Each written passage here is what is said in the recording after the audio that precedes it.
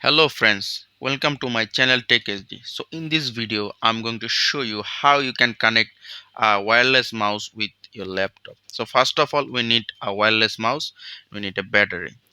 So first of all, we need to open the wireless mouse.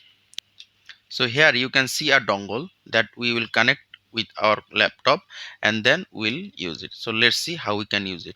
So first of all, we need to open this dongle and then we have to connect a battery. So we have to connect it like this. Then we have to close this.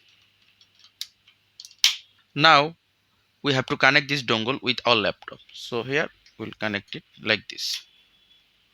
Now we can open our laptop. Now as you can see, our mouse is working with our laptop. So if we want to click here and we can log in our laptop, as you can see, it is working fine.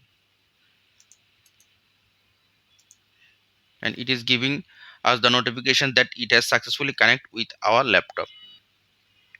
So it is working perfectly. Thanks for watching this video. Please subscribe to my channel. Thank you.